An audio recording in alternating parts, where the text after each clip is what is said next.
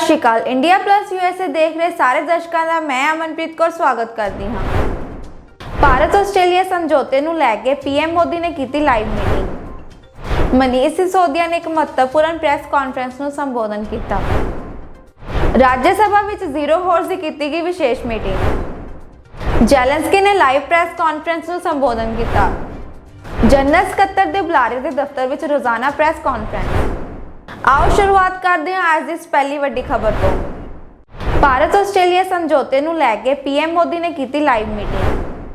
ਅੱਜ 1 ਮਹੀਨੇ ਤੋਂ ਵੀ ਘੱਟ ਸਮੇਂ ਵਿੱਚ ਇਹ ਮੇਰੇ ਦੋਸਤ ਸੰਕੋਟ ਨਾਲ ਮੇਰੀ ਤੀਜੀ ਵਾਰ ਗੱਲਬਾਤ ਹੈ। ਅਸੀਂ ਪਿਛਲੇ ਹਫਤੇ ਵਰਚੁਅਲ ਸੰਮੇਲਨ ਵਿੱਚ ਬਹੁਤ ਲਾਭਕਾਰੀ ਚਰਚਾ ਕੀਤੀ ਸੀ। ਉਸ ਸਮੇਂ ਅਸੀਂ ਆਪਣੀਆਂ ਟੀਮਾਂ ਨੂੰ ਆਰਥਿਕ ਸਹਿਯੋਗ ਅਤੇ ਵਪਾਰਕ ਸਮਝੌਤੇ ਤੇ ਜਲਦ ਤੋਂ ਜਲਦ ਗੱਲਬਾਤ ਨੂੰ ਪੂਰਾ ਕਰਨ ਦੇ ਨਿਰਦੇਸ਼ ਦਿੱਤੇ ਸਨ ਅਤੇ ਮੈਂ ਬਹੁਤ ਖੁਸ਼ ਹਾਂ ਕਿ ਅੱਜ इस महत्वपूर्ण समझौते ते दस्तखत किए जा रहे हैं। ऑस्ट्रेलिया और भारत के ट्रेड मंत्री और हमारे साथ जुड़े दोनों देशों के सभी मित्रगण, नमस्कार। एक महीने से भी कम समय में आज मैं अपने मित्र स्कॉट के साथ तीसरी बार रूबरू हूं। पिछले हफ्ते हमारे बीच वर्चुअल समिट में बहुत प्रोडक्टिव चर्चा हुई थी। उस समय हमने अपनी टीम्स को economic cooperation and trade agreement पर बातचीत शीघ्र संपन्न करने का निर्देश दिया था और मुझे बहुत खुशी है कि आज इस महत्वपूर्ण समझौते पर हस्ताक्षर हो रहे हैं। इस असाधारण उपलब्धि के लिए मैं दोनों देशों के ट्रेड मंत्रियों और उनके अधिकारियों का हार्दिक अभिनंदन करता हूं। मैं ऑस्ट्रेलिया के पूर्व प्रधानमंत्री और वर्तमान में प्रधानमंत्री मॉरिसन के ट्रेड एनवॉय टोनी एबट का भी विशेष रूप से अभिनंदन करना चाहता हूं। उनके प्रयासों से इस प्रक्रिया में तेजी आई। फ्रेंड्स, इतने कम समय में ऐसे महत्वपूर्ण एग्रीमेंट पर सहमति बनना यह दिखाता है कि दोनों देशों के बीच कितना आपसी विश्वास है। यह हमारे द्विपक्षीय रिश्तों के लिए सचमुच एक वाटरशेड मोमेंट है। हमारी अर्थव्यवस्थाओं के बीच एक दूसरे की आवश्यकताओं को पूरा करने का बहुत पोटेंशियल है। मुझे पूरा विश्वास है कि इस एग्रीमेंट से हम इन अवसरों का पूरा लाभ उठा पाएंगे।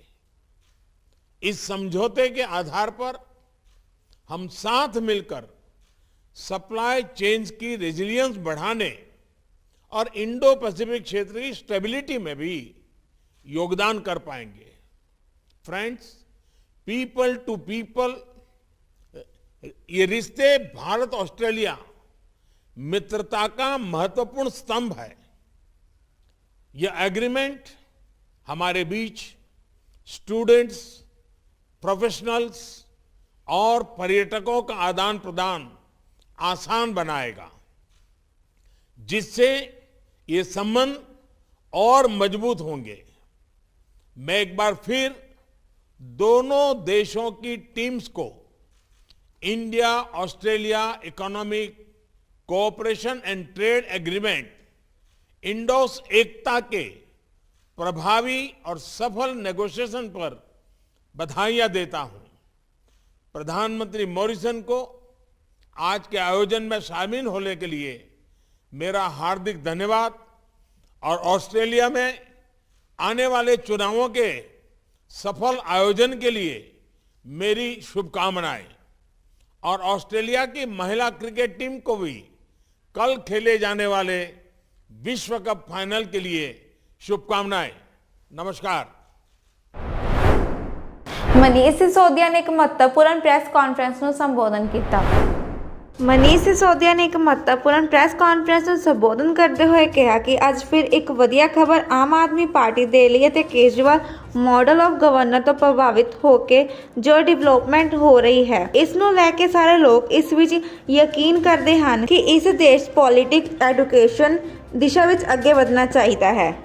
अच्छी खबर आम आदमी पार्टी के लिए, आम आदमी पार्टी के विस्तार के लिए और केजरीवाल मॉडल ऑफ गवर्नेंस से प्रभावित होके जो डेवलपमेंट हो रहा है, जैसे मैं सुबह भी कह रहा था, देश में हर जगह से जो लोग इस बात में यकीन करते हैं कि इस देश की पॉलिटिक्स को अब एजुकेशन की दिशा में आगे बढ़ना चाहिए, हेल्थ की दिशा में आगे बढ़ना चाहिए, रोज़गार की दिशा में आगे बढ़ना चाहिए और डेवलपमेंट की दिशा में आगे बढ़ना चाहिए। और ऐसे मुद्दों से हटके जो लोगों की ज़िंदगी को प्रभावित नहीं करते, ऐसे मुद्दों पे आना चाहिए जो लोगों की ज़िंदगी को प्रभावित करते हैं। और केजरीवाल मॉडल ऑफ गवर्नेंस में दिल्ली में उसमें काम हुआ, पंजाब में उसमें काम तुरंत सरकार बनने के बाद शुरू हो गया। तो उससे प्रभावित होके जैसा आप देख रहे हैं, अशोक तंवर जी जो पूर्व सांसद भी हैं और कांग्रेस में बहुत बड़ी बड़ी जिम्मेदारियों पर रह चुके हैं, NSUI के नेशनल प्रेसिडेंट रह चुके हैं, यूथ कांग्रेस के नेशनल प्रेसिडेंट रह चुके हैं, AICC के सेक्रेटरी रह चुके हैं, कई प्रदेशों के इंचार्ज रह चुके हैं, हरियाणा के प्रदेश अध्यक्ष कांग्रेस के रह चुके हैं। तो वह आज आम आदमी पार्टी ज्वाइन कर रहे हैं और मकसद वही है कि केजरीवाल मॉडल ऑफ गवर्नेंस को, केजरीवाल जी की राजनीति को हरियाणा में भी आगे लेके जाना और देश भर में इनके अनुभव का पार्टी को भी फ़ायदा मिलेगा। इनके साथ साथ हरियाणा से पत्रकार शिव कुमार शर्मा जी भी ज्वाइन कर रहे हैं और संदीप भारद्वाज जी और विकास भारद्वाज जी जो काउंसलर हैं वो भी ज्वाइन कर रहे हैं यहाँ पे। तो मैं आपका बहुत स्वागत करता हूँ पार्टी में, आम आदमी पार्टी परिवार में आपका स्वागत है। और मैं चाहूँगा आप भी दो शब्द रखें। अरविंद केजरीवाल जी ने आपको ज्वाइनिंग कराई है थोड़ी देर पहले, फिर आपके समक्ष रखें। हमारे आदरणीय मनीष सिसोदिया जी, आदरणीय हमारे सुशील गुप्ता जी, भाई महेंद्र जी और तमाम साथीगण जो आज और साथी ज्वाइन हो रहे हैं वो भी, और सभी हमारे मीडिया के साथीगण, मैं सबसे पहले दिल्ली के यशस्वी मुख्यमंत्री और आम आदमी पार्टी के राष्ट्रीय संयोजक अरविंद केजरीवाल जी का आभारी हूँ, धन्यवादी हूँ कि उन्होंने मुझे भी और हमारे जो आज सैकड़ों महत्वपूर्ण लीडर हैं पूरे हरियाणा के, आज उनसे उन्होंने इंटरेक्शन किया और अपनी पार्टी में जो हम सभी साथियों की एक इच्छा थी कि कुछ इस देश के लिए मजबूती से लड़ाई लड़ी जाए, किसान गरीब मजदूर की लड़ाई लड़ी जाए, छोटे दुकानदार की, कर्मचारी की लड़ाई लड़ी जाए और इस देश को बचाया जा सके। और जो भी हमारे मनीष जी ने कहा कि केजरीवाल मॉडल ऑफ जो गवर्नेंस है, डेवलपमेंट है, और उसके साथ साथ वो विचारधारा जो पूरे देश को एकजुट करके और भाईचारे के साथ इस देश को आगे बढ़ाना चाहती है, जो कुर्बानियों के इतिहास में विश्वास रखती है, जो देश को नई ऊंचाइयों पर लेकर के जाना चाहती है, उस मॉडल के साथ हम लोगों ने और हमारे साथियों ने अपने आप को जुड़ा महसूस किया। और मैं मानता हूं कि आने वाले समय में वो एक आशा की किरण है, एक रोशनी की किरण है। मैं तमाम साथियों को बधाई देता हूं जो आम आदमी पार्टी के साथी रहे, उन लोगों ने जिस तरीके से मेहनत करी और लगातार एक शॉर्ट स्पैन ऑफ टाइम के अंदर जिस तरीके से एक मजबूत इम्प्रिंट उन्होंने पूरे देश की इस राजनीति में छोड़े हैं, उसके साथ हम कदम बन करके हम भी, क्योंकि मैं फौजी परिवार से हूँ, किसान मजदूर परिवार से हूँ और राजनीति में इसलिए आए थे कि कुछ अच्छा करेंगे। लेकिन जब हमने देखा कि किस तरीके से, और ये कोई एक दिन का अनुभव नहीं है, मैंने करीबन 3 दशक देश की राजनीति को युवा एक्टिविस्ट के रूप में दिए, छात्र एक्टिविस्ट के रूप में दिए, इलेक्टरल पॉलिटिक्स के माध्यम से सांसद और संगठन का काम करके दिए हैं। और मैं मानता हूं कि देश में अपार संभावनाएं हैं और जो चुनौतियां हैं वो हम सब लोग मिलकर के उसका मुकाबला कर सकते हैं। और उसमें एक जो मजबूत इस देश के भारत माता के लाल हैं, जो मुझे लगता है कि आने वाले समय में और मजबूती से इस देश के राजनीतिक पटल पर उभर करके आएंगे अपने आम आदमी की सोच के साथ। वो केजरीवाल जी हैं, और यही सोच को आगे बढ़ाते हुए हमने उनका हाथ पकड़ा है। और मुझे पूरा यकीन है कि जो आने वाले समय की लड़ाई है, एक तो इलेक्टोरल पॉलिटिक्स और इलेक्टोरल सक्सेस की लड़ाई है, दूसरी विचारधारा, सिद्धांतों और नेतृत्व की लड़ाई है, लोगों की लड़ाई है। तो उसको वो और बखूबी लड़ेंगे, और जो भी हमारे ड्यूटी लगेगी उसके लिए पूरा हमारा अनुभव, हमारी क्षमता, हमारा समर्पण वो उनके साथ है। और मैं इतना ही कहते हुए कि भारत माता का लाल करेगा कमाल, केजरीवाल केजरीवाल। Thank you. मैं अशोक तंवर जी का आज आम आदमी पार्टी के अंदर हार्दिक अभिनंदन करता हूं। इन्होंने धर्म और जाति की राजनीति को छोड़ के काम की राजनीति को अपनाया, भ्रष्टाचारी व्यवस्था को छोड़ के ईमानदार राजनीति को अपनाया। हरियाणा की जो हालत शिक्षा और चिकित्सा के क्षेत्र में खस्ता हो चुकी है, हर निगम के अंदर भ्रष्टाचार व्यापक हो चुका है, बेरोजगारी के अंदर हरियाणा नंबर 1 हो चुका है, उस व्यवस्था को बदलने के लिए हम सब मिलकर मेहनत करेंगे। और जिस तरीके से दिल्ली के अंदर विकास किया है, दिल्ली को दुनिया के एक बेहतरीन मॉडल बनाया है, हरियाणा को भी एक अच्छा सुनहरा हरियाणा बनेगा, ताकि हरियाणा का जो भाईचारा खत्म कर दिया है, एक ऐसी राजनीति फैला के जो एक दूसरे के खिलाफ भड़काते हैं धर्म के नाम पे, जाति के नाम पे, उसको खत्म करके एक खुशहाल हरियाणा बनेगा, भाईचारे का हरियाणा बनेगा। जय हिंद। Thank you. ਰਾਜ ਸਭਾ ਵਿੱਚ ਜ਼ੀਰੋ ਹੋਰਸ ਦੀ ਕੀਤੀ ਗਈ ਵਿਸ਼ੇਸ਼ ਮੀਟਿੰਗ। ਉਹਨਾਂ ਨੇ ਕਿਹਾ ਕਿ ਮੈਂ 2 ਜ਼ਰੂਰੀ ਵਿਸ਼ੇ ਦੱਸਣਾ ਚਾਹੁੰਦਾ ਹਾਂ। ਇੱਕ ਹੈ ਕਿ ਸਾਡੇ ਇੱਥੇ 7 ਹਾਊਸ ਬੁੱਕ ਕੱਲ ਜਲ ਗਏ ਹਨ। ਉਹਨਾਂ ਗਰੀਬਾਂ ਦਾ ਸਭ ਤੋਂ ਵੱਡਾ ਨੁਕਸਾਨ ਹੋ ਗਿਆ ਹੈ। जीरो आवर श्री असित कुमार मल जी, श्री असित कुमार मल जी। Honorable Chairman sir, I would like to raise a burning questions about price hike. Please allow me a little time. Sir, countrymen are very agitated in mind at the high price hike of daily commodities. Everyday price hike is going beyond the limit of patience. Petrol sales exceeding rupees 114. Diesel is going to touch 100, now 100. Cooking gas rupees 926 per cylinder. Where will the price hike stop? I request the Honorable Prime Minister kindly assuage the countrymen by bring down the unbearable price hike. Sir, please see the matter seriously. Thank you, sir. Doctor Sanghamitra Maurya ji. धन्यवाद सभापति महोदय। अध्यक्ष सभापति महोदय जी, मैं आपके माध्यम से जानना चाहती हूं कि अभी तक युवा कार्यक्रमों का जो प्रयोजन हुआ था उसमें पिछड़े जाति, अनुसूचित जाति एवं अनुसूचित जनजातियों की भागीदारी कितनी थी, विशेष रूप से उत्तर प्रदेश में क्या था, और महिलाओं की संख्या क्या थी, और इन कार्यक्रमों के आयोजन से कोई लाभ निचले स्तर के व्यक्ति को हुआ है संघमित्रा जी, क्या? विषय बदल दिया है आपने। You have change the subject. सम्राट अशोक के बारे में लिखा हुआ है कुछ। अच्छा, ये सभापति महोदय, मैं आपके माध्यम से सरकार से मांग पिछले सत्र में भी मैंने किया था कि सम्राट अशोक की जयंती के अवसर पर अवकाश की घोषणा की जाए, किंतु हमें पत्र के माध्यम से जानकारी दी गई कि एक सीमित राष्ट्रीय अवकाश ही घोषित किए जा सकते हैं।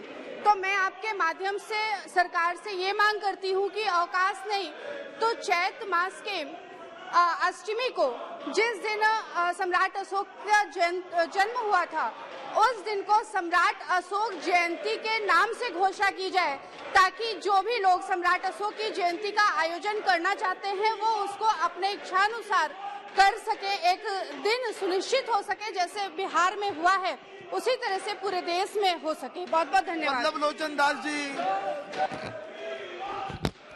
माननीय सभापति महोदय, आपको बहुत बहुत धन्यवाद।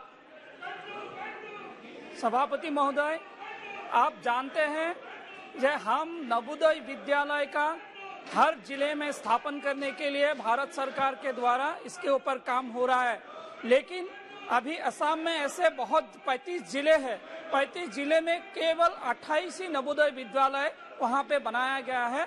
मैं आपके माध्यम से एजुकेशन डिपार्टमेंट्स के मंत्री साहब को मैं ये आग्रह करना चाहूँगा, हर जिले में नवोदय विद्यालय बने। और ऐसे भी बहुत सारे हमारे वहाँ पे ओबीसी कम्युनिटीज़ है जिनमें चाय मजदूर भी वहाँ पे रहते हैं, लेकिन वहाँ पे कोई स्कूल के बहुत बड़ी सुविधा नहीं है। वहाँ पे भी residential school girls and boys के लिए बनाया जा सके, इसके लिए मैं आपके माध्यम से आग्रह करना चाहता हूँ। बहुत बहुत धन्यवाद। फारूक अब्दुल्ला जी, डॉक्टर साहब, डॉक्टर फारूक अब्दुल्ला जी बोले।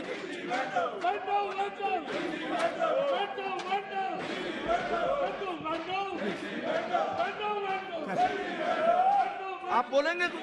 बोलने जी।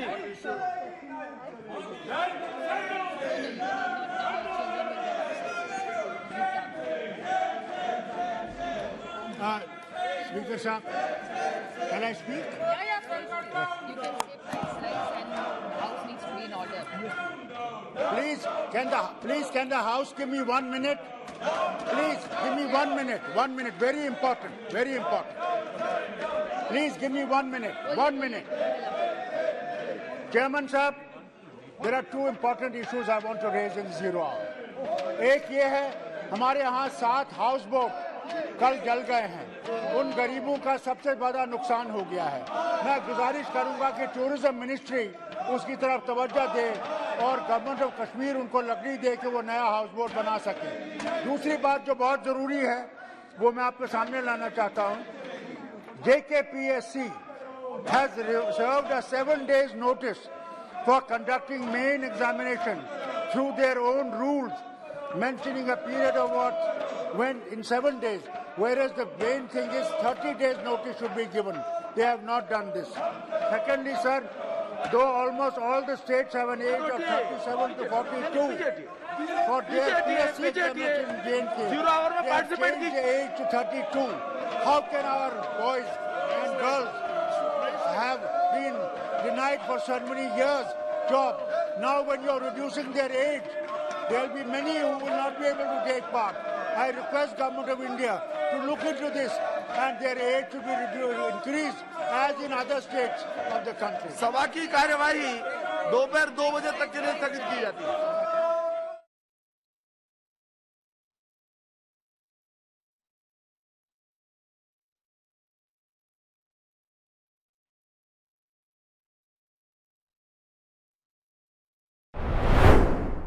ਜ਼ੈਲੈਂਸਕੀ ਨੇ ਲਾਈਵ ਪ੍ਰੈਸ ਕਾਨਫਰੰਸ ਨੂੰ ਸੰਬੋਧਨ ਕੀਤਾ।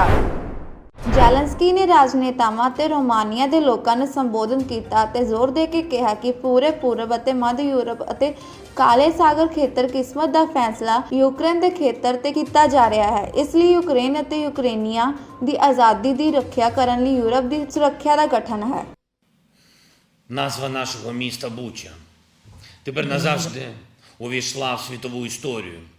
В історію воєнних злочинів, в історію винищення людей. Станом на цей час відомо більше, ніж про 300 закатованих, розстріляних чи інакше вбитих мирних людей в Бучі. Звичайних мешканців звичайного міста поруч з Києвом. Їм зв'язували руки за спиною, бували пострілом в потилицю або в око, вбивали просто на вулицях. Давили військовою технікою цивільні автівки з людьми, гвалтували жінок і дівчат. І це тільки почалось розслідування. Ще зібрані не всі свідчення, ще виявлені не всі поховання, ще оглянуті не всі підвали. Підвали, в яких російські військові катували людей. Є всі підстави припускати, що кількість убитих мешканців Бучі та інших українських міст поряд буде значно більшою, ніж те, що ми знаємо сьогодні. Чому російські військові це зробили в той же день, 3 квітня, коли світ жахнувся, побачивши тіла убитих в Бучі, на сайті Російської державної інформаційної агенції РІА Новості була опублікована стаття з обґрунтуванням геноциду українців. Її назва доволі красномовна. Я цитую. що Росія повинна зробити з Україною. І це не просто текст. Це один з доказів для майбутнього трибуналу проти російських воєнних злочинців. В статті описується чіткий і прорахований порядок знищення усього, що робить українців українцями, та й самих наших людей, тих, кого не вдасться зламати і підкорити. Сказано, що потрібно провести деукраїнізацію і деєвропеїзацію України. Сказано, що навіть назву нашої держави треба стерти. Фактично сказано, що загибель як найбільшого числа наших людей у війні тільки вітається.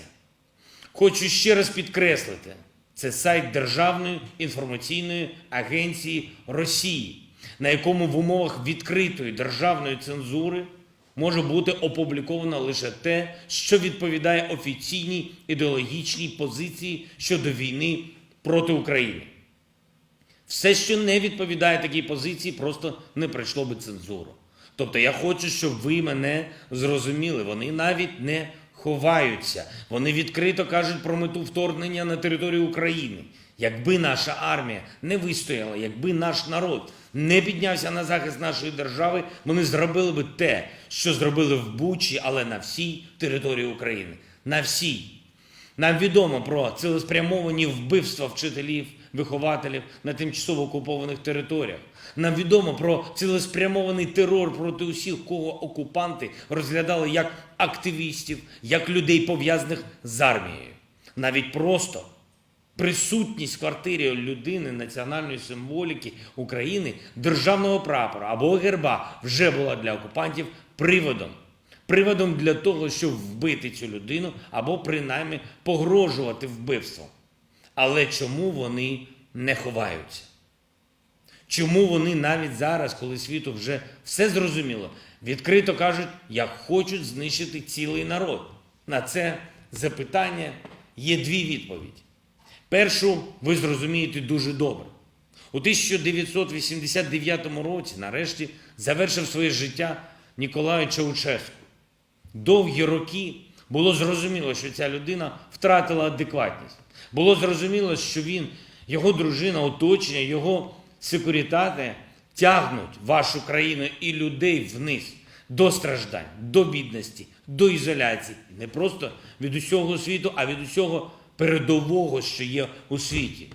Той режим тримався лише на залякуванні, на репресіях, на жорсткій силі та на обмані. Нічого світлого у ньому не було. Румунський народ повстав і захистив себе, врятував себе, скинувши неадекватну владу, бо це був єдиний шлях. Чаушеску, його дружина, оточення, його секурітати неможливо було ні в чому переконати. Так само неможливо переконати зараз в Росії і тих, хто пропагує війну, хто віддає злочинні накази, хто розробляє плани геноциду українського народу і знищення української держави. Ці люди неадекватні, вони втратили будь-який зв'язок з реальністю і готові пожертвувати мільйонами життів для того, щоб втілити свої божевільні ідеї. А друга причина, чому в Росії відкрито закликають до геноциду і чому можливі такі злочини окупантів, які весь світ побачив в Бучі, це впевненість російських топ-посадовців, що європейські лідери не зможуть, що вони будуть слабкими, що Європі не вистачить лідерства і що європейські народи не здатні захистити цінності, які об'єднали континент. Пані та панове, великі румунські народи, ми разом маємо зупинити цих неадекватних людей, які звикли до безкарності і тому вирішили, що їм дозволено абсолютно все. Ми разом маємо зупинити тих, хто хоче геноциду в Європі. Чому ми маємо зробити це разом? Кожен з вас розуміє, що Україна не остання ціль російської агресії. Війська окупантів вперто намагаються обійти наше місто Миколаїв, щоб спробувати захопити Одесу. А від Одеси один крок і вже до Молдови. Російські державні пропагандисти давно кажуть про те, що Молдова також є ціллю для російської експансії. Тому оборона українцями власної держави є фундаментальною передумовою безпеки і незалежності для Молдови. А отже, передумовою миру в усьому великому регіоні Дунаю. Зараз саме на території України вирішується доля всієї Східної і Центральної Європи, Чорноморського регіону. Тому захистити свободу України, захистити свободу українців – це гарантувати безпеку Європі. Що потрібно зробити? Так, це правда, були введені санкції проти Росії за цю війну, але війна за нашу свободу триває вже 40 днів, після 8 років війни на Донбасі. Отже, санкцій недостатньо. Росія повинна шукати миру з Україною та з усією Європою. Для цього Росію слід позбавити усіх ресурсів, передусім фінансових і економічних. Євросоюз має нарешті ухвалити принципове рішення і закрити порти для російських суден, зупинити транзит товарів та будь-яку економічну активність з Росією. Обмеження потоку грошей за російські енергоносії не має альтернатив. Можна сперечатись, який має бути формат. Повне ембарго на постачання або програма на кшталт нафта в обмін на продовольство, але це необхідно. Але не тільки це. Кожен політик демократичного світу має захистити необхідність надання Україні всієї потрібної зброї, бо саме на полі бою вирішується, хто ж вийде переможцем у цій війні – свобода чи тиранія. Кожен, від кого це залежить, повинен зробити все для швидкого і неминучого притягнення до відповідальності усіх російських військових та їхніх керівників, які винні у скоєнні злочинів проти цивільного населення на тимчасово окупованих територіях України. Сьогодні я домовився з Євросоюзом про надання фінансової і технічної підтримки слідчої групи спільних зусиль Євроюст. Держав-членів ЄС та Міжнародного кримінального суду. Вірю, що лідерство Румунії стане одним із вирішальних факторів для відновлення справедливості та захисту нормального життя як у нашому регіоні, так і в Європі в цілому.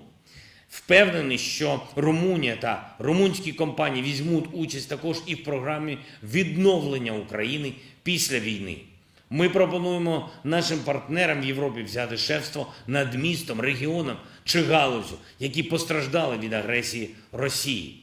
Ваш потенціал, ваша внутрішня сила можуть створити новий зразок лідерства у розбудові цивілізованого і мирного життя. Я щиро вдячний усьому румунському народові за добре ставлення до українських переселенців, які знайшли безпеку на вашій землі. Я сподіваюся, нам разом вдасться якнайшвидше створити такі умови, коли Росія все ж таки відмовиться від війни, а отже наші люди зможуть повернутися додому в Україну.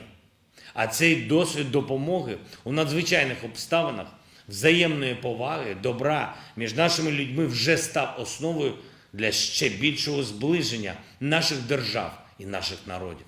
Як тільки ситуація це дозволить, я хочу розпочати з вами діалог про нову всеохоплюючу угоду, яка гарантує абсолютний захист і розвиток нашим національним меншинам, українській спільноті в Румунії та румунській спільноті в Україні. Бо наша доля бути настільки близькими, настільки ми тільки можемо. Наша доля бути захисниками свободи у нашому регіоні. Наша доля бути разом в європейській сім'ї. І я вірю, що вже дуже скоро зможу звернутися до вас ще й зі словами вдячності за підтримки Румунії вступу України в Європейський Союз. Дуже дякую вам. Слава Румунії! Слава Україні!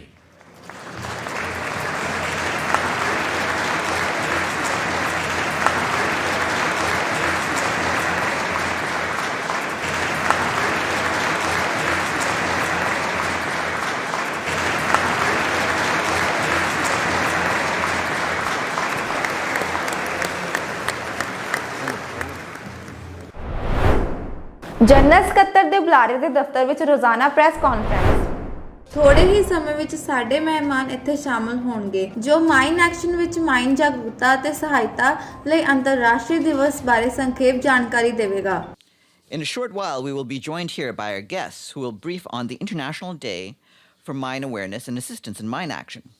They will be UN Mine Action Service Acting Director Eileen Cohn, Special Envoy for Universalization of the Anti-Personal Mine Ban Convention, and Lord Chamberlain of the Royal Hashemite Court, His Royal Highness Prince Mered of Jordan, the Permanent Representative of Colombia to the United Nations, Ambassador Guillermo Fernandez de Soto, Deputy Permanent Representative of Switzerland to the United Nations, Ambassador David Howdy, Director of the International Campaign to Ban Landmines, Hector Guerra, and IED survivor and photographer Giles Dooley.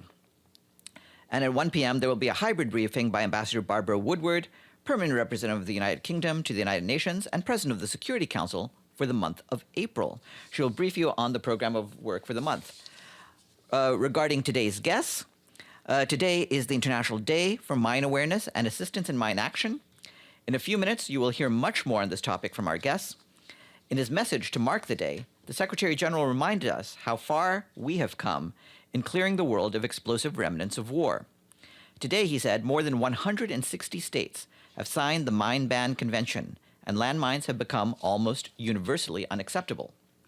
But the world is still rife with millions of stockpile landmines, and over 50 countries remain contaminated with these weapons. In Ukraine, for example, the Secretary General said the legacy of a single month of war will take decades to tackle, threatening lives long after the guns fall silent. Mine action is an investment in humanity, Mr. Guterres said. It is a prerequisite for humanitarian relief efforts and the foundation of lasting peace and sustainable development. A few moments ago, the Secretary General spoke in a video message to the press conference to launch the third report of the Intergovernmental Panel on Climate Change. He said that the report is a litany of broken promises and a file of shame, cataloging the empty pledges that put us firmly on track towards an unlivable world. This is a climate emergency, he said, but high-emitting governments and corporations are not just turning a blind eye. They're adding fuel to the flames. He added that climate activists are sometimes depicted as dangerous radicals, but the truly dangerous radicals are the countries that are increasing the production of fossil fuels. He called on countries to triple the speed of the shift to renewable energy and end the funding of coal, not just abroad, but at home. Climate promises and plans must be turned into reality and action now, he said. On Ukraine, you will have seen the Secretary General's statement issued yesterday in which he said he is deeply shocked by the images of civilians killed in Bucha. It is essential that an independent investigation leads to effective accountability, he stressed. The humanitarian coordinator, Osnot Lubrani, also expressed devastation over the images of people who have been killed and subjected to horrific violence in Bucha, as well as in Irpin, Hostomel, and other parts of Ukraine. She said that the UN Human Rights Monitoring Mission in Ukraine is trying to visit these locations without delay, adding that the UN in the country is also closely monitoring attacks on schools, hospitals, and other civilian infrastructure. The UN and our humanitarian partners reiterate our call on all parties to the conflict to comply with their obligations under international humanitarian law and protect civilians and civilian infrastructure. As of March 31st, UN agencies and our partners have reached more than 1.4 million people with critical multisectoral assistance. Before the latest developments and since February 24th, the UN Human Rights Commission had already recorded over 3,520 civilian casualties in Ukraine, including approximately 1,430 people killed, more than 120 of them children. The real numbers are probably much higher, as reports received from some locations where intense hostilities have taken place are yet to be verified. And on humanitarian funding, we have received nearly $20 million more in the last few days. So far, just over half of the $1.1 billion requested in the humanitarian flash appeal has been made available. And I know several of you have asked for an update on the work of the Undersecretary General for Humanitarian Affairs, Martin Griffiths. He is in Moscow. We had several high-level meetings today with Russian government officials, including Foreign Minister Lavrov, Deputy Foreign Minister Vershinin, and Defense Minister Shoigu. Mr. Griffiths' meetings are taking place to explore the possible agreements and arrangements for humanitarian ceasefire in Ukraine with parties to the conflict, as instructed by the Secretary General. The visit serves a humanitarian purpose of protecting civilians in the conflict and ensuring they have access to relief. Tomorrow, Mr. Griffiths will brief the Security Council on Ukraine, together with the Secretary General and the Undersecretary General for Political Affairs, Rosemary DiCarlo. Mr. Griffiths then hopes to travel to Ukraine. He remains in constant contact with authorities in Kyiv. On Saturday, the special envoy for Yemen, Hans Grunberg, marked the start of the 2-month truce reached in Yemen. He stressed the importance of building on the agreement to restore some trust between the warring parties and resume a political process aimed at ending the conflict. The terms of the 2-month truce include facilitating the entry of 18 fuel ships into the port of Hodeidah and allowing 2 commercial flights a week to and from Sana'a Airport. The terms also include convening a meeting between the parties to agree on opening roads in Taiz and elsewhere to improve civilians' freedom of movement inside Yemen. In remarks to the press late Friday, the Secretary General urged the parties to build on this opportunity by cooperating in good faith and without preconditions with Special Envoy Grunberg in his efforts to resume an inclusive and comprehensive Yemeni political process. The ultimate aim, the Secretary General said, must be a negotiated political settlement which addresses the legitimate concerns and aspirations of all Yemenis. On South Sudan, the UN peacekeeping mission there welcomes yesterday's decision by signatories to the ਇਹ ਸਨ ਅੱਜ ਦੀਆਂ ਮੁੱਖ ਖਬਰਾਂ। ਮੈਨੂੰ ਅਮਨਪ੍ਰੀਤ ਨੂੰ ਦਿਓ ਇਜਾਜ਼ਤ ਤੇ ਹੋਰ ਵਧੇਰੇ ਖਬਰਾਂ ਦੇ ਲਈ ਜੁੜੇ ਰਹੋ ਇੰਡੀਆ ਪਲੱਸ USA ਦੇ ਨਾਲ। ਸਤਿ ਸ਼੍ਰੀ ਅਕਾਲ। फ्री सेवा फ्री समाधान बाबा कबीर खान जी काले इलम ते रूहानी इलम दे माहिर 2 घंटे विच घर बैठे एक फोन ते तुरंत समाधान करवाओ जिवें वशीकरण करना ਜਾਂ ਤੋੜਨਾ मन चाया प्यार घरेलू कलेश कीता कराया कारोबार विच घाटा विदेश विच पक्के ना होना माता पिता मनाउणा लॉटरी नंबर तुरंत निकलवाओ सौतन दुश्मन छुटकारा धोखा खादे लोग सानू तुरंत फोन करो मोबाइल नंबर 97797 19721 97797 19721